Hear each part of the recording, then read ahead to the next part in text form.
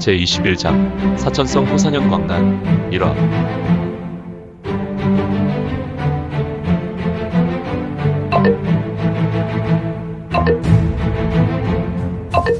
구독과 좋아요, 알림 설정 부탁드립니다.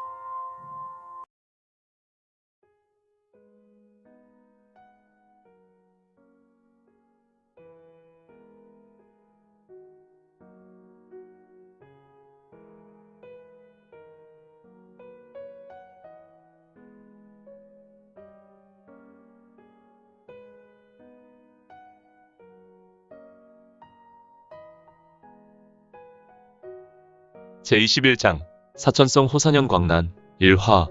진성이라는 아이가 이웃집 장년인에게 달려들었고 장년인은 너무 놀라 진성이라는 아이와 함께 바닥에 굴렀다. 물론 장년인은 진성이라는 작은 아이보다 힘이 셌기 때문에 그는 소년을 힘으로 떨쳐내었지만 그의 손에서는 피가 흐르고 있었다. 그는 소년을 막다가 아무래도 그의 우수, 팔뚝이 물어뜯긴 것 같았다.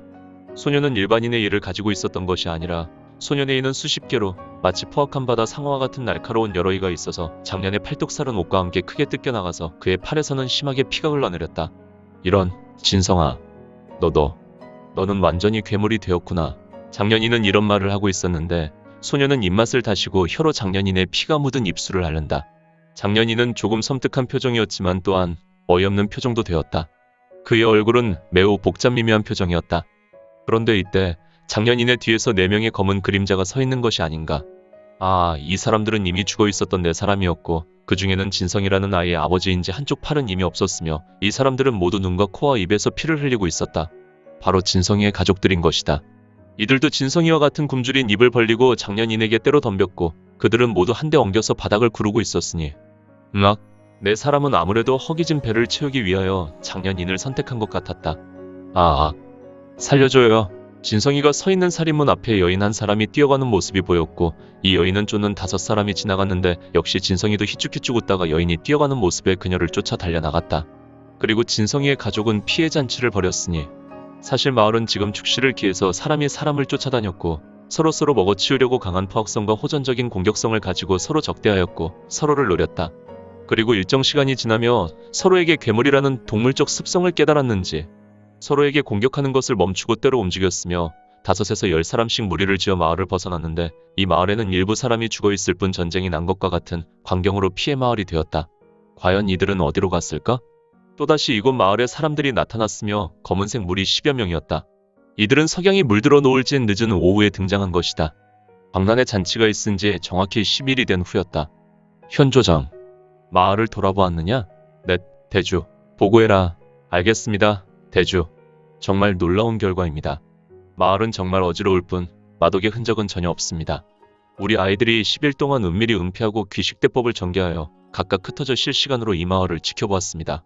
정확하게 이곳 마을을 빠져나간 마인들은 37명이었습니다. 그리고 그들은 각각 4대를 잃었고 그들은 본능적으로 후각과 청각이 발달하여 이곳 마을과 가장 가까운 4마을로 흩어졌는데 이들은 놀랍도록 무리를 정확히 나눠 각 마을로 흩어졌습니다. 그리고 그들은 이후 4마을에서도 광란의 잔치를 벌였습니다. 그리고 이곳 지역 200여 명은 정확하게 산화하였습니다. 마지막 10명도 앞으로 사흘 남았다는 보고가 있었습니다. 청랑대의 4명이 각각 나눠서 10명을 따르고 있지만 그들은 다른 사람들을 만나지 못하고 앞으로 사흘 지나면 산화할 것입니다. 그들이 방황하는 곳은 야안의 울창한 숲이기 때문에 사람을 만나지 못할 것입니다. 그래, 현조장. 너는 이 마독에 대해 어떻게 생각하느냐? 놀랐습니다. 정말 혀를 내두를 정도로 매우 놀랐습니다. 어떤 면에서 놀랐다는 것이냐? 첫째, 마독은 사람의 인성을 정확하게 말살하고 사람이 가지고 있는 야수성만을 갖게 만듭니다. 일단 감염되면 오직 사람을 먹고 싶어 합니다. 그리고 본능적으로 사람을 찾을 수 있는 능력이 생깁니다. 저희 청랑대도 이들에게 하마터면 노출될 뻔하였습니다. 저희가 귀식대법을 펼치지 않았다면 마독에 중독된 마인들에게 식사거리가 되었을 것입니다. 그래, 그뿐이냐? 아닙니다. 더욱 놀라운 것이 있습니다. 이들은 무공이 없는 시골 무지렁이들입니다.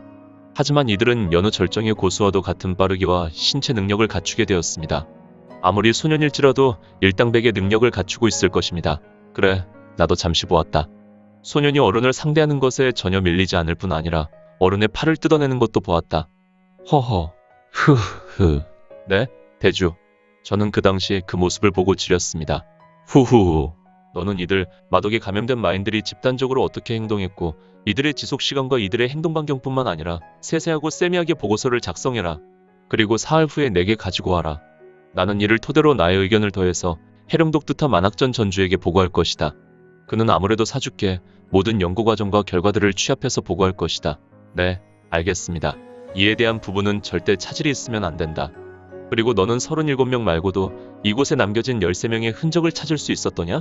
네, 대주. 하지만 흔적이라고는 피물로 물든 옷까지만 남아있었습니다. 그리고 저희는 안면에 두건을 벗지 않았습니다. 대주께서 주의하신 것으로 호흡으로도 혹시 마독에 감염될 것이란 말씀을 하셔서 말입니다. 잘했구나. 너희들이 이미 아무리 해약을 먹었다고 하나 안전이 제일이다. 피물에 물든 옷가지라면 살이나 뼈도 모두 녹아 없어졌다는 말이구나. 네, 그렇습니다. 그렇다면 나는 이제 사천성도에 있는 우리 사왕대전 분타로 가겠다. 너희들은 이곳을 잘 마무리하도록 하고 자료를 잘 준비해라. 네, 알겠습니다. 그래. 충! 만세! 사왕의 영화대길! 대주는 신법을 펼쳐 날아올랐고 그의 막강한 신유와 그의 현란한 신법은 신속하게 동북쪽으로 날아갔으며 그는 실바람이 일렁이는 수준의 바람만 일으켜 사라졌다. 나머지 사람들은 큰 소리를 외쳤고 바로 부복하였으며 그들은 대주가 사라지는 현장에서 감히 고개를 들지 못하고 대주가 완전히 사라질 때까지 일어나지 못했다. 또한 잠시 후 그들 조장이라는 자의 명으로 10여 명은 신속하게 마을을 오가게 되었는데 그들이 들어갔다가 나온 집은 영락없이 불길이 올랐다. 20여 호의 집은 모두 불이 붙어 연기와 불길이 바람을 타고 심하게 타올랐고 이 같은 연기는 멀리 퍼져나갔다. 아무래도 이들은 다른 마을도 불을 지르고 사천성 성도에 복귀할 것이며 이곳 마을과 주변 마을은 오지 마을인 고로 사라졌다고 해도 세상에서 알아주는 이가 없을 것 같았다. 하지만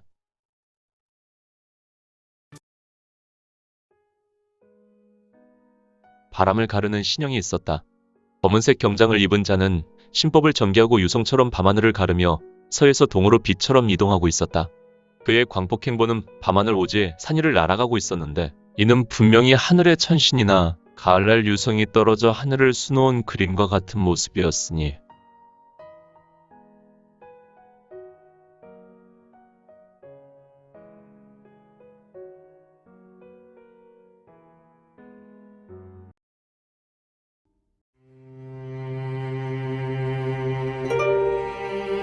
오늘 준비한 내용은 여기까지입니다. 아쉽지만 다음 시간에 만나 뵙겠습니다. 모두 건강하시고 최고로 멋진 하루 되세요.